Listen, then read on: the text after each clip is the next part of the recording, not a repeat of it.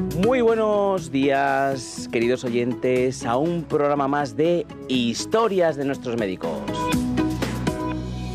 Un programa que lo que pretende es hacer un homenaje a nuestros doctores.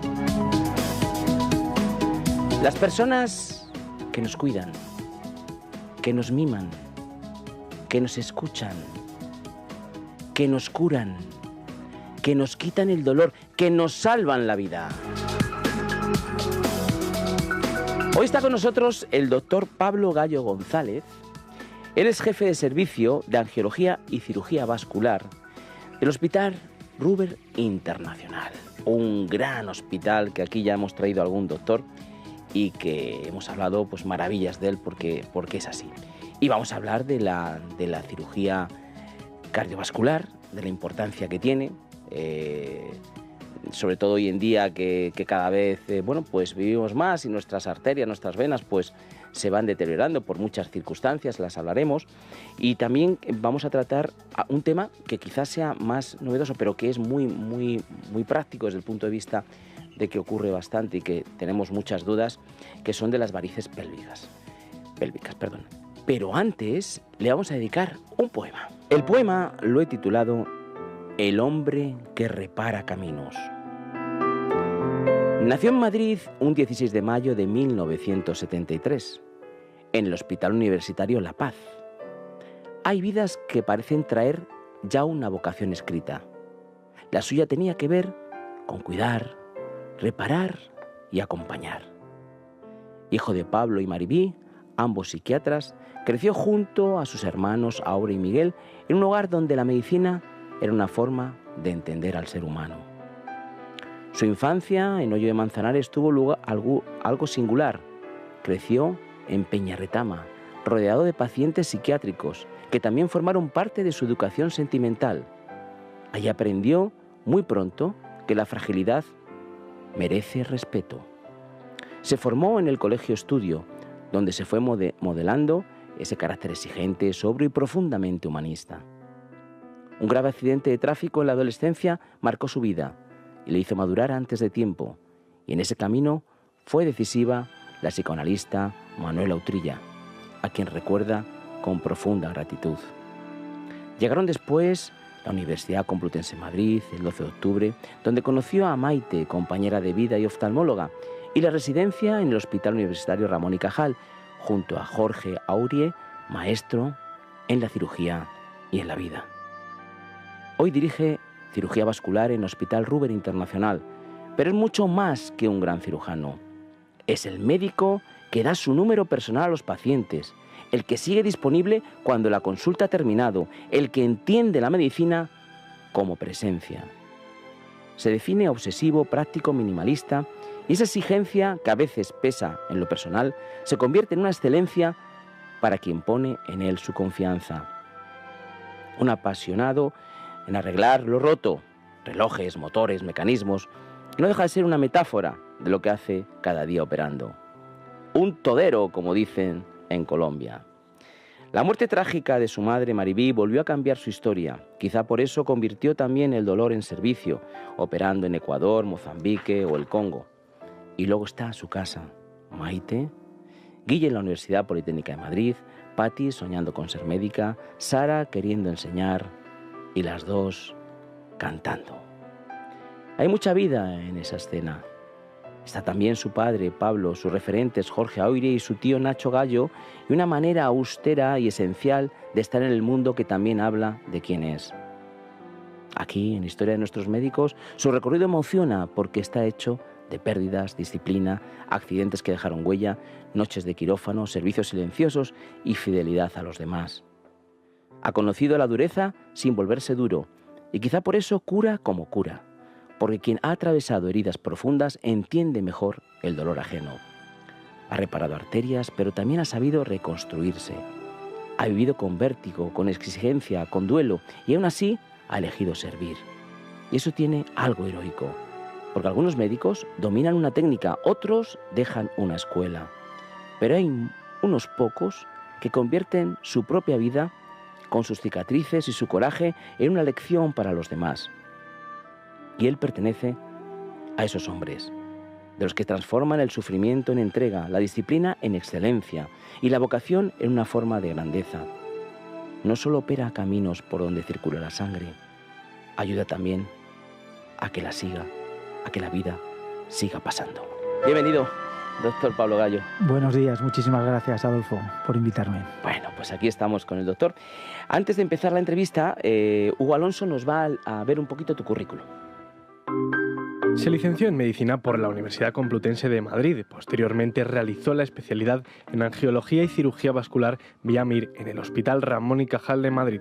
Completó su formación con un máster en Flebología y Linfología por la Universidad de Alcalá y el Hospital Ruber Internacional en 2012, además de contar con una amplia formación de posgrado en Cirugía Endovascular, Imagen Diagnóstica, Flebología y Terapéutica Vascular. Contó con más de 20 años de experiencia en cirugía vascular, desarrollando una actividad quirúrgica ininterrumpida en el tratamiento de patologías arteriales, venosas y linfáticas. Desempeñó cargos de responsabilidad como director clínico de Angiología y Cirugía Vascular en el Hospital Ruber Internacional entre 2008 y 2019 y desde 2019 ejerció como jefe de servicio en el mismo centro. Asimismo, fue responsable del equipo en el Hospital San Rafael desde 2010.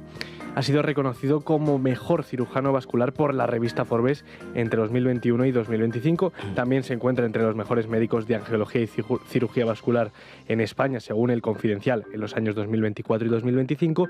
Y su reconocimiento también ha sido como mejor cirujano vascular en España por La Razón en 2024. Actualmente es jefe del servicio de angiología y cirugía vascular y director de la unidad de patología vascular en el Hospital Ruber Internacional. Bueno, no sé si se nos ha olvidado algo, pero vamos, vaya currículum, doctor Pablo Gallo. Bueno, te quería dar las gracias por ese poema por un lado tan bonito, pero por otro lado muy duro para mí, con muchas cicatrices, como bien has dicho. Bueno, pues a nosotros nos gusta empezar un poco por el principio. Naces el 16 de mayo en Madrid, Hospital La Paz. A ver, yo en el poema más o menos lo he querido decir, pero ¿cuáles son tus primeros? Porque estás en un mundo de todos sus padres, un mundo de la psiquiatría. Es decir, para las personas ajenas a los psiquiatras, vemos a los psiquiatras, cada vez lo vamos conociendo más, ¿no? Porque cada vez son personas que más nos acercamos a ellos, sobre todo desde la niñez, que los chavales ahora tienen mucho problema, y rápidamente pues vamos a un profesional, ¿no? Pero cuéntame tú un poco esa vida con los psiquiatras, porque también estabas, claro, como tú dices, entre locos, ¿no? O sea, cuéntanos eso, porque nos ha dejado un poco alucinado a todos. Es verdad que además hablamos de otra época, ¿no? Hablamos de hace 53 años, los años 70, la psiquiatría no se ve como se ve ahora, ¿eh? Más que una ayuda como se ve ahora, era lo poco que les quedaba a los llamados locos, pero de una manera despectiva, ¿no? Porque ahora lo de loco se habla de otra manera. Y sobre todo que mis padres empezaron una psiquiatría distinta a la que había hasta entonces, que era el manicomio. El que no podía sobrevivir con el resto en la población, pues era ingresado, lo cual no quiere decir que muchísima gente con grandísimos problemas psiquiátricos pues intentara funcionar a diario sin ayuda. No había otra manera. Ahora la psicología y la psiquiatría están muy integradas en la sociedad, afortunadamente, y ya no hay manicomios. Los manicomios han ido desapareciendo y ya no se ingresa. Bueno, hay unidades de psiquiatría donde hay gente ingresada, pero de manera temporal, porque en los manicomios era casi una cárcel aquello, ¿no? Entonces yo viví ese cambio y es la clínica en la que trabajan mis padres en Hoyo Manzanares, por eso vivíamos allí, pues tenía ese tipo de pacientes en los que tenían un ingreso voluntario y se empezaba a abrir ese campo. Entonces yo podía entrar allí y como mis padres estaban todo el día allí, pues era la manera de ver a mis padres y de estar más tiempo. Yo, al haber sido también el mayor, pues es el que más viví esa etapa y el que más tuve la oportunidad de ir a esa clínica en la que ellos estaban ahí a diario, hacían guardias también y iban en cualquier momento, pues les llamaban, ha pasado esto, y como vivíamos al lado, pues solo tenían que cruzar.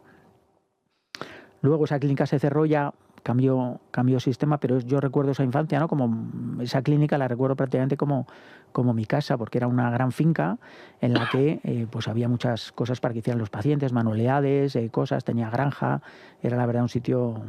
Me acuerdo mucho, ¿no? De las nocheviejas, de cenas, de cosas allí con todo el personal y con todos los pacientes. Claro, además yo creo, fíjate, que vamos a llamarlos locos, pero con todo el cariño del mundo, Por supuesto. Porque, por supuesto. Pero yo creo que además serían a veces graciosos, ¿no? Y tú como niño dirías, pero bueno, o sea, ¿no? Muy gracioso, y años después he visto a muchos de ellos, claro, increíble, ¿no? Porque justo han venido a saludar a casa o cosas, y yo recuerdo llevarme, pues gente que podía entrar y salir, llevarme en su coche, porque mis padres no podían, al dentista a Madrid, desde Hoyo a Manzanares, y luego, o sea, la confianza, ¿no?, que tenían mis padres en ellos y en poder funcionar, ¿no? Por ver a los pacientes no como un loco, sino una persona con un problema, ¿no? Oye, estudias en el Colegio Estudio, que yo tengo la referencia a ese colegio porque en un viaje que hice a Laponia me coincidió varios profesores y gente que fundó el Colegio Estudio, ¿no? Entonces Qué casualidad. Fue maravilloso porque me contaron el tipo de colegio que es, el tal. ¿Cómo eso te fue a ti, ese tipo? Porque es muy especial, o sea, no sé si quieres decir un poquito cómo es el colegio, pero... Es un colegio muy especial, sí, con un sistema de educación distinto, sin libros, todo con los apuntes que se va haciendo uno a diario en clase, con mucho deporte, que tampoco en aquella época era lo habitual, un deporte que además hacíamos sin camiseta, da igual la temperatura que hiciera, o que lloviera o que tronara. Era un colegio especial, y hace poco nos hemos reunido los de mi promoción, y es curioso porque a mí, los que más relación tengo, siempre hemos hablado, ¿no?, que somos gente distinta, o que el colegio nos ha marcado en muchas facetas desde el punto de vista positivo. Y en esa reunión en la que estamos los 40 de la clase, pues es verdad que ves a todo el mundo, ves gente, no sé, con algo especial. Creo que es un colegio que da una educación especial, y eso se nota porque la infancia es clave, ¿no?, en la forma de ser y de funcionar de cada uno, y creo que ese colegio, no sé ahora mismo, porque mis hijos no van allí, y no sé si sigue manteniendo todo como en la época mía, pero desde luego en los años 70 era un colegio muy, muy, muy especial. ¿Marcó un poco tu personalidad? Porque tú te consideras una persona muy minimalista desde el punto o sea, que no te gustan los grandes tal, no te gusta, por ejemplo, eres un poco obsesivo, te gustan mucho las cosas manuales, que evidentemente tu trabajo también, pero sin embargo lo de las colecciones y todo eso, ¿no? El consumo tampoco. ¿Puedo marcar o eso fueron más tus padres o qué? Sí, eso yo creo que fue más en casa, ¿sí? El accidente que tuvimos, creo que eso marcó un poco más todo. El colegio en ese aspecto yo creo que no, seguro que algo tuvo que ver, pero yo lo relaciono eso más con mi vida en casa. ¿Qué accidente pasó? Si se puede. Tuvimos un accidente muy grave yendo justo al colegio, porque claro, viviendo en Manzanares, todos los días eran muchos kilómetros ir al colegio para llevarnos y luego para recogernos. Claro. Y entonces tuvimos un accidente un día de lluvia, y claro, ahí yo me di cuenta que mis padres, mi padre no quería conducir porque fue el que conducía en el accidente, mi madre tuvo una fractura del brazo derecho, le querían amputar el brazo, tenían dudas si eso iba a poder, por las múltiples fracturas y precisamente el problema de la arteria del brazo. Luego no fue necesario, pero eso a mí me marcó mucho porque yo vi que... ¿Qué años tenías tú? Pues debía tener 11 o 12. Y entonces yo vi, claro, encima era el mayor, nos tuvimos que trasladar a Madrid, a casa de uno de los compañeros de mis padres, al que también le estoy siempre muy agradecido, Pedro Fernández Villamarto, que era el jefe del equipo. Y eso a mí me marcó mucho porque yo vi, pues, no sé, vi como una falta de confianza, ¿no?, en la vida. O sea, dije, joder, mis referentes están aquí que hemos tenido un accidente y que me hizo madurar, ¿no? Esa maduración de la que hablabas tú ahí, esa madurez de la que hablabas ahí, me vino antes de tiempo precisamente por ese accidente, creo yo, y ahí me hice un poco más obsesivo al intentar controlarlo todo, ¿no? O sea, vi que mi vida se había tambaleado y que yo no tenía la capacidad de dominarla, ¿no? De dominarla, Claro, eso es, de dominarla. Claro. Bueno, y lo de medicina fue una locura, ¿cómo estabas en ese? No. Bueno, fue un poco... Sí. No veía otra cosa. O sea, realmente quizás yo ahora podía haber estudiado otra cosa, pero en ese momento los padres médicos, el entorno médico, todo médico, la clínica, todo, pues yo lo vi como que iba corrido, ¿eh? No era tan difícil como ahora ser médico, ¿eh? También es verdad que solo había medicina pública y el CEU, no había otra cosa en aquella época, pero era más fácil entrar en la universidad pública como ahora, y no sé, fue todo como muy corrido, no tuve mucha duda. Desde luego yo lo que no quería era ser psiquiatra. Eso sí lo tenía claro. Sí, eso te iba a preguntar. ¿Por qué no psiquiatra? Bueno, pues porque era lo que tenía en casa. Y a veces uno o lo quiere mucho o lo rechaza, ¿no? Verdad. Y en mi caso, pues quise la medicina, pero lo de la psiquiatría yo quería algo distinto. Como yo soy una persona muy manual y muy práctica, pues vi quizá en la cirugía porque yo quería hacer algo con cirugía, no cirugía vascular. Luego acabé en cirugía vascular, pero yo tenía claro que quería hacer una especialidad que tuviera cirugía. ¿Eres de los que separas de médico y cirujano? No, tampoco lo separo, pero el médico que tiene solo consulta, porque ahora casi todas no todas, pero muchas especialidades tienen su parte quirúrgica. Sí. Pero yo no quería hacer una especialidad en la que no hubiera esa parte, que solo estar en consulta, ¿no? Porque me iba a ver yo quizá demasiado en lo mismo todo el día. Yo lo veía un poco así en esa época sin saber bien. Entonces yo no tenía claro qué especialidad coger, pero sí tenía claro que prefería una que tuviera, porque esas además tienen la ventaja que luego si no te gusta más la consulta, puedes hacer más consulta, o si no puedes hacer más quirófano o más pruebas, ¿no? Pero eso lo tiene gastro, lo tiene otorrino, lo tienen muchas especialidades, pero claro, si eres, por ejemplo, lo tiene incluso nefrología, si te dedicas a las biopsias, pero otras como medicina interna, otras especialidades, pues no tienen eso, yo esas no quería.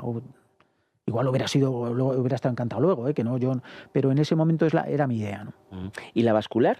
¿Por qué al final cómo te llevó a cirugía vascular? Bueno, pues yo tenía un tío, el cual admiro mucho, que era cirujano cardíaco, y él siempre me decía, tú haz cirugía cardíaca.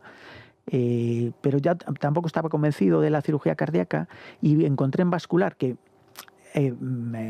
poco antes, en los 60, se separó de la cirugía cardíaca, que antes era lo mismo, cirugía cardíaca y cirugía vascular, pues se dividió la especialidad, y yo había rotado también el 12 de octubre en cirugía vascular, había estado en quirófano, me había interesado porque es muy importante también la especialidad que tú quieres desarrollar con lo que hayas hecho en las prácticas, lógicamente. Si has podido ir a quirófano, te han dejado lavarte, te han explicado, pues esa especialidad te gusta mucho más que otras, ¿no? Pero es tu opción, tu opinión personal por lo que has vivido.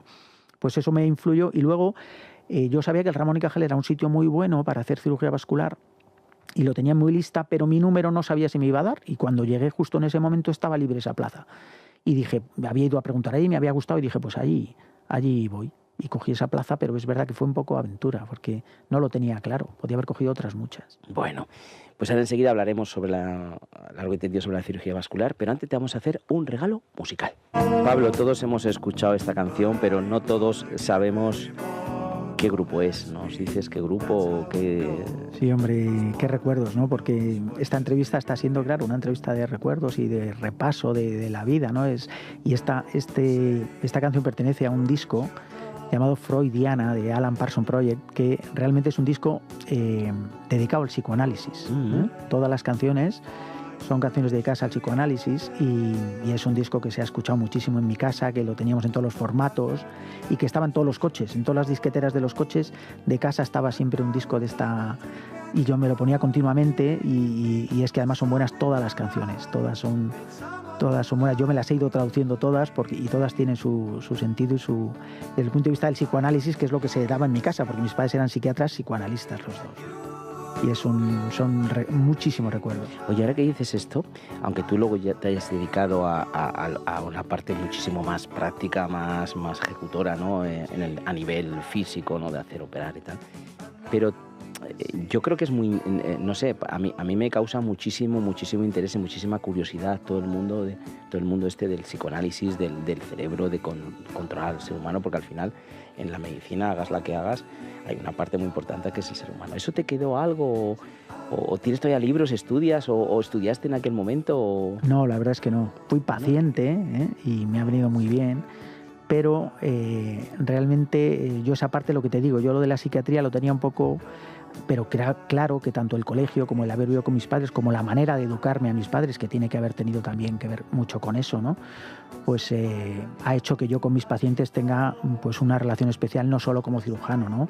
Y que tenga una empatía y un intento de entender a cada paciente, porque cada uno es un mundo y tiene unos miedos y unas cosas que son claves, ¿no? En el momento de operar, sobre todo, o de que ingrese para intervenirse, sobre todo cuando son intervenciones serias, porque hay otras intervenciones que no tienen esa gravedad y que son más con un ingreso de menos tiempo y una recuperación rápida, y que habitualmente no tienen complicaciones. Pero hay otras intervenciones como las que hacemos de la carótida, como hacemos de la aorta, que son que tienen unas complicaciones, una morbimortalidad elevada, y entonces el paciente que ingresa necesita una confianza y para llevar mucho mejor ese posoperatorio.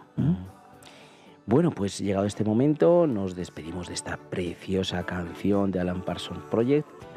Bueno, queremos hablar de bastantes cosas, doctor Pablo Gallo. Pero primero, para situarnos un poco, porque tú antes lo has dejado caer, cirugía cardíaca, el cardiólogo, el cardiovascular. Cuéntanos un poquito, dentro de esta cirugía cardiovascular, ¿qué es lo que realmente vosotros abarcáis? ¿Qué es donde un paciente tiene que ir al cirujano cardiovascular, que a lo mejor viene rebotado, ¿no? O a lo mejor no, pero cuéntanos exactamente. Sí, realmente son 3 especialidades distintas, ¿eh?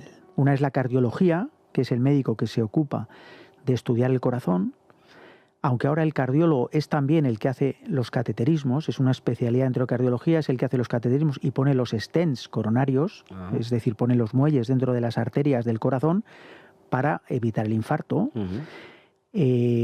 Después está el cirujano cardíaco, que es el que opera el corazón, y luego está nuestra especialidad, que es la angiología y cirugía vascular, que se dedica al estudio y tratamiento de las venas, las arterias y los vasos linfáticos, que no son el corazón. Esas son las 3 especialidades. Antes existía la cardiología y la cirugía cardiovascular. Hay centros donde todavía solo hay cirugía. El propio cirujano cardíaco hace la parte vascular porque no tiene el servicio, pero realmente uno cuando va vía MIR puede hacer una de las 3 especialidades que están perfectamente diferenciadas y son 3 servicios distintos. Entonces nosotros nos ocupamos por un lado de las arterias, hacemos los bypasses cuando falta río, sobre todo en las piernas, operamos los aneurismas, que son dilataciones de las arterias, muy frecuente en la aorta, operamos la carótida cuando se estrecha, que es una de las causas de ictus, y también nos dedicamos al tema de las venas, del retorno venoso tanto de las piernas como de la pelvis.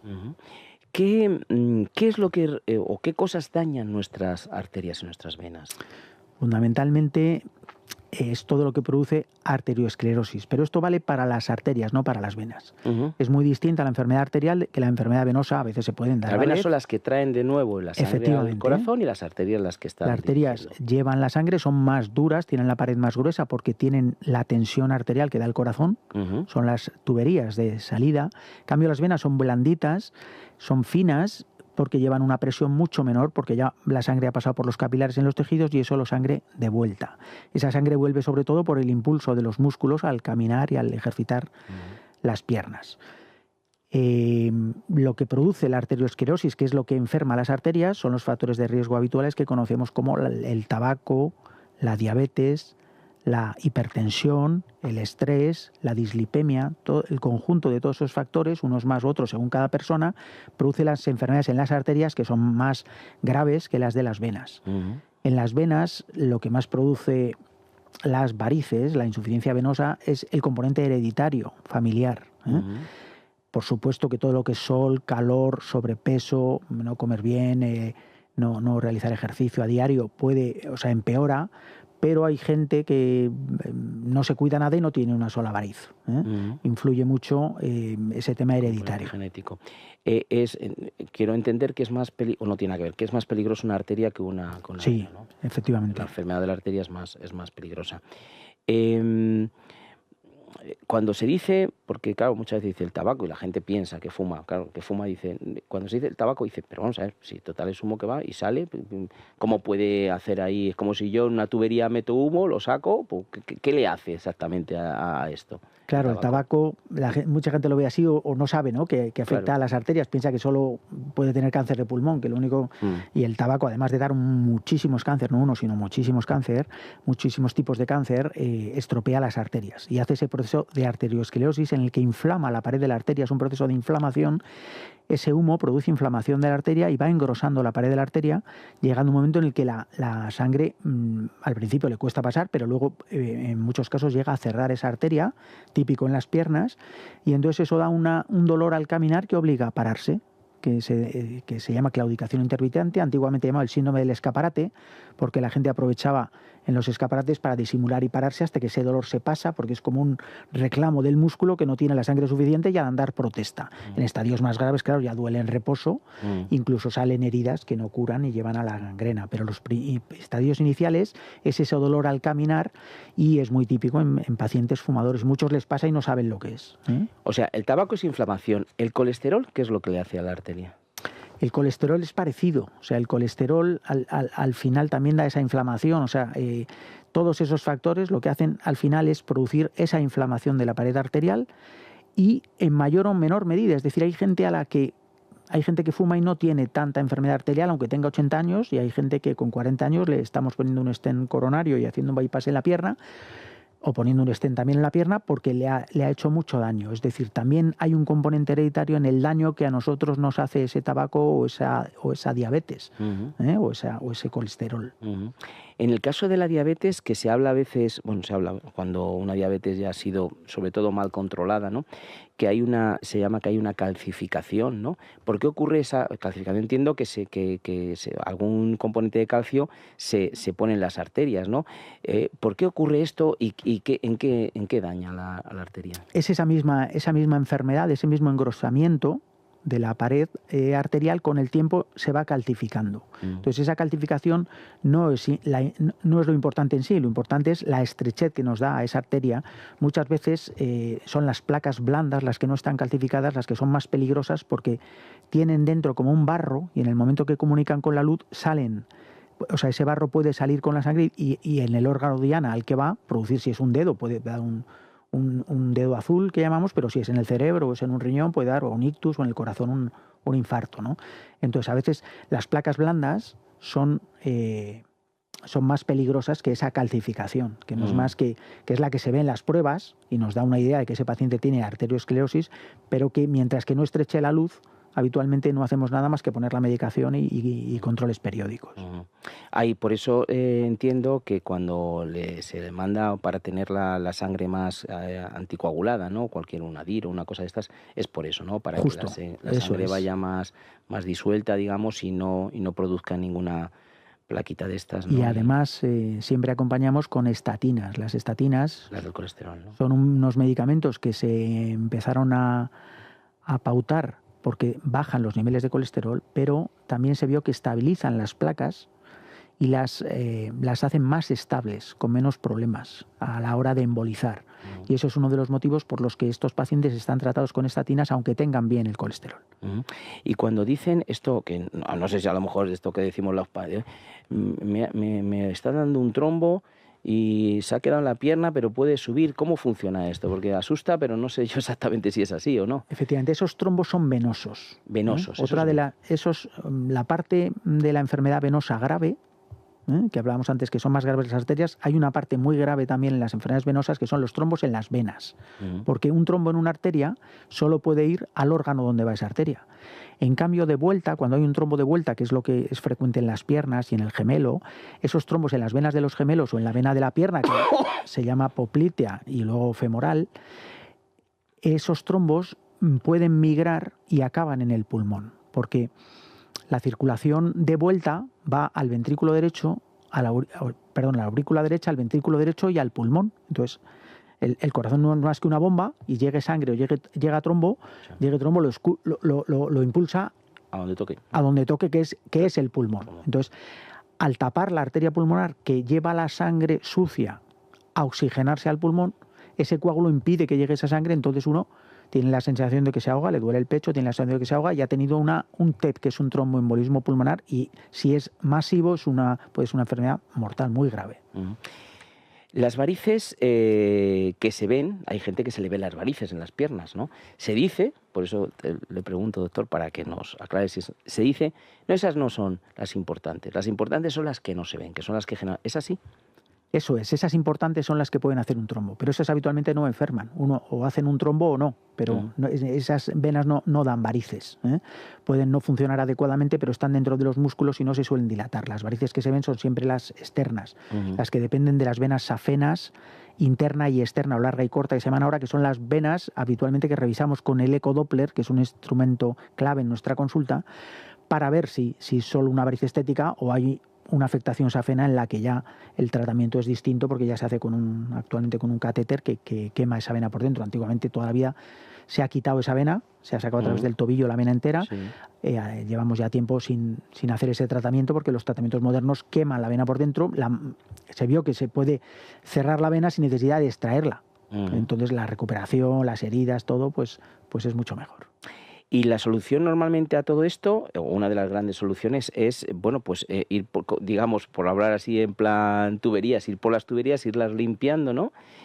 O quitando todo lo que... ¿Es así? ¿O cuando No. te dicen que te hacen un cateterismo de estos o un... ¿no? Claro, en el tema arterial es cuando hacemos cateterismos y ponemos stent, porque tenemos que mantener ese flujo. Una arteria, como tiene un destino y lleva la sangre a un órgano, si esa arteria no funciona, pues el órgano sufre. Entonces ahí es muy importante mantener esa arteria y dilatarla con un stent, con un balón y un muelle, un stent, o hacer un bypass, que no es más que una derivación con lo ideal es una vena la propia vena safena de las varices. Cuando uno la tiene bien, la utilizamos para estos bypasses.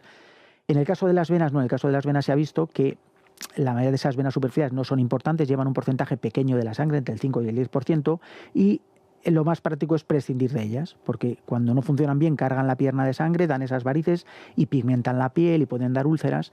Y se ha visto que lo mejor no es, en ese caso no hay que hacer un bypass ni hay que llevar sangre. Esa sangre ya está volviendo por otro lado porque esa vena no funciona, y se ha visto que lo mejor es eliminar esa vena. Antes se quitaba, ahora se quema o se esclerosa con un alcohol que la irrita y la cierra. O sea, lo que hacemos es tratar esas venas haciéndolas desaparecer.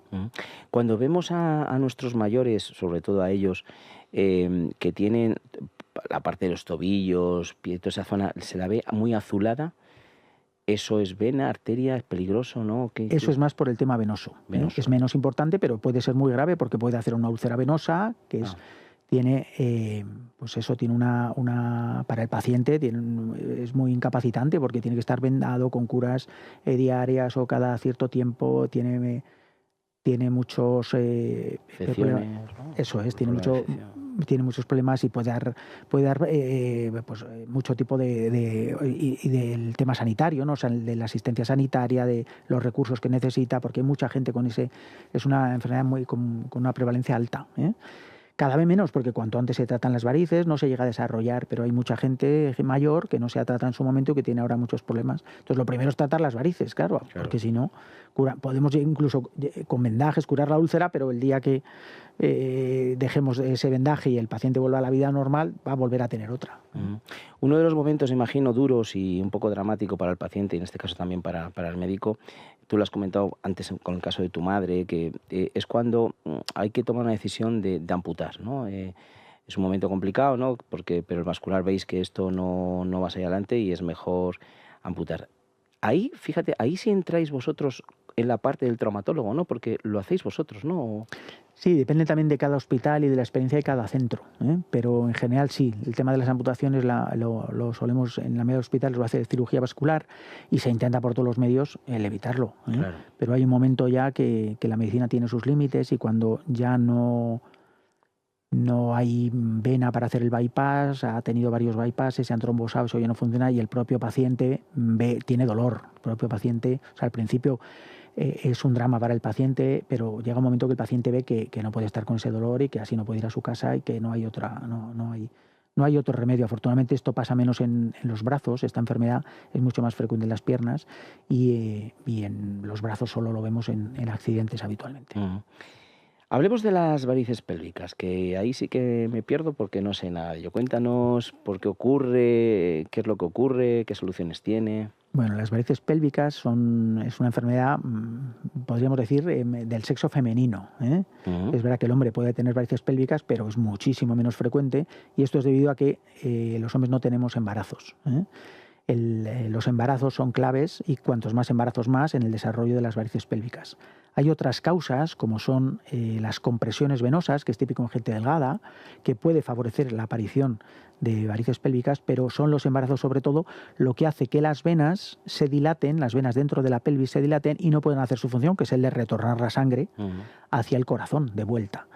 Eso hace que esas venas se dilaten y, aunque no se vean por fuera, den una serie de síntomas. El típico es el dolor pélvico crónico, que mucha gente lo tiene y no sabe no sabe por qué lo tiene ni que es debido a las varices pélvicas. A veces hay gente que da muchas vueltas por muchos sitios, por muchos médicos. Porque no se notan, ¿no?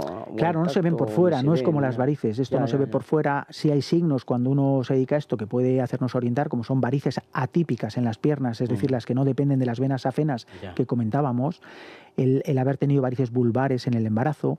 Hay distintas cosas que a nosotros nos orientan. Ahora con las pruebas, claro, las ecografías, esto se ve en las ecografías, en las resonancias, pero esto ha sido descubierto, esto se empezó a tratar en los 80. O sea, es una cosa relativamente reciente. Antes no se sabía nada de todo esto. Fue a través de un médico colombiano y otro inglés los que empezaron a hablar y sacaron las primeras publicaciones sobre la insuficiencia venosa pélvica, llamado antes se llamaba el síndrome de congestión pélvica, ya no usamos ese término, pero ellos empezaron a hablar de esto en los 70 y en los 80. Y ahora vamos a hablar un momentito de este gran proyecto que tenemos, que es Valores Nuestros Médicos, una web que pueden ver todos, www.valoresnuestrosmedicos.com, donde ahí nuestros médicos tienen su parte, digamos, privada, donde ellos nos dicen cosas, nos cuentan cosas, tanto científicas como también, pues bueno, pues de laborales, etcétera, y nosotros se lo presentamos a todos ustedes y luego también lo presentamos en los medios de comunicación. ¿De qué nos vas a hablar hoy, Hugo Alonso? Pues hablamos de actualidad y algo de los que nos preocupa a todos, tanto a los médicos y como a los pacientes. Se trata de la huelga médica que hay en España en este mes de abril, en esta semana. Tras un año de negociaciones sin acuerdo, los sindicatos médicos han rechazado la propuesta laboral del Ministerio de Sanidad por no incluir mejoras clave en la jornada laboral. El comité de huelga, de hecho, ya ha trasladado una contrapropuesta centrada en 5 ejes fundamentales, como un estatuto propio del médico que acorde a su información y responsabilidad, un ámbito de negociación específico, jornada laboral de 35 horas con reconocimiento y cómputo de las guardias para jubilación.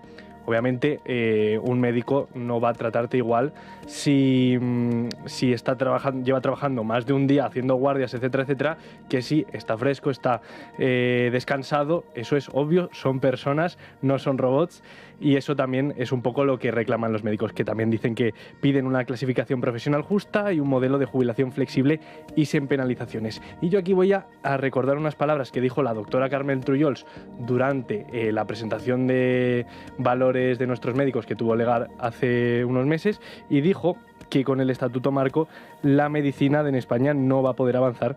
Esto va a conseguir destruir nuestra profesión si no la defendemos. Unas palabras que debemos escuchar y tener en cuenta por parte de una doctora que es anestesista.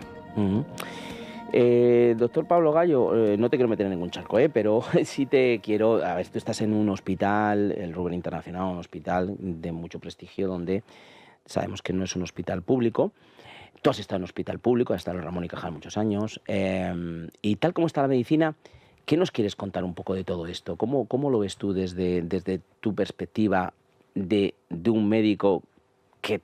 Porque yo creo que un médico igual ejerce como médico en un hospital que en otro, porque es médico, ¿no? Otra cosa, los tiempos que tiene, los recursos, etcétera. ¿Qué nos quieres contar?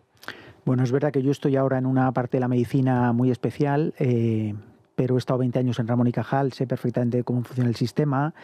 Y, por un lado, creo que es imprescindible cuidar a los médicos y llegar a un acuerdo en todo este ámbito. Es fundamental. Hay cosas, por ejemplo, yo me acuerdo cuando hubo la crisis, cuando tuvimos la crisis hace ya muchos años, nos pusieron una tarde extra que no se remunera. Uh-huh. Y todavía no han quitado...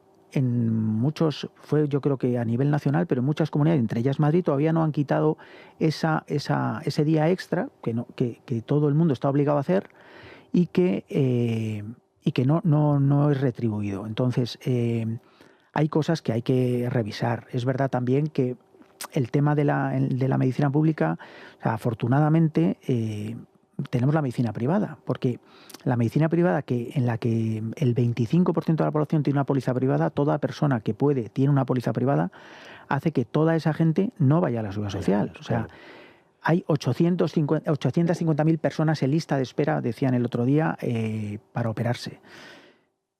Toda esos 12 millones de pólizas que tenemos, que corresponden al 25% de la población de pólizas privadas, no están usando esa medicina. contribuyen mensualmente porque es obligatorio con una retención todos los meses, pero no están participando y aún así la sanidad pública no funciona. Claro que funciona, pero no da cobertura a todo, porque entonces algo está pasando, no se están creando hospitales nuevos, en la medida en la que avanza Madrid, por ejemplo, que crece 1 millón de habitantes cada 10 años. Todo eso hay que moverlo y si los médicos protestan, pues por algo es, porque sí, somos el colectivo que menos protestamos, porque lo que estamos es todo el día trabajando. De verdad, nos da tiempo y además, aunque protestáis, hagáis algunas huelgas, sí es cierto que los servicios los seguís manteniendo, o sea, nadie va a dejar a un paciente. Eso es una parte, porque bueno, si te quedas sin recoger basuras, pues bueno, pues olerá peor la calle, pero un paciente no le dejáis. No, por supuesto, y los servicios de guardia, eso es intocable. Bueno, pues ya saben, hay que ayudar a los médicos. Si nos escucháis, alguien que podéis tener algo que hacer aquí, pues os pedimos, por favor, que lo hagáis y que les ayudemos. Bueno, Guille, Pati y Sara, pues ya estamos terminando. Guille, Pati y Sara, aparte de Maite, son tus hijos. Guille, 19 años en industriales. Ha dicho la medicina, sigues tú, papá y mamá, que yo no, yo me voy a algo más práctico y más tal. Pero ahí tenemos a Pati. Bueno, Sara también dice, pero profesora también es muy de darse a la gente, ¿no? Muy de decir, bueno, yo quiero ayudar a la gente porque al final crear cultura y enseñar a la gente es básico. Y luego los médicos, que en este caso Pati con 16 años, que ya se le ve ahí que apunta para ello, hacéis un poco de todo, porque no solamente curáis, no sé qué, operáis, pero también el legado que tenéis lo tenéis que transmitir, eso lo tenéis súper claro, ¿no? Bueno, no sé, encantado de tus hijos, imagino. Hombre, claro. ¿A Pati no le quitas la idea, no le quitáis la idea? No, yo prefiero no opinar, porque me parece que lo tiene que decir ella, ¿no? Yo veo muchos médicos, compañeros míos, ni se te ocurra a sus hijos, y otros al revés. Hombre, ¿cómo no vas a ser médico, no?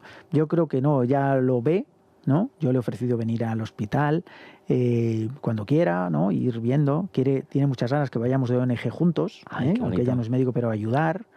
Y ella es muy sensible, es una persona muy cariñosa, me recuerda mucho a mi madre.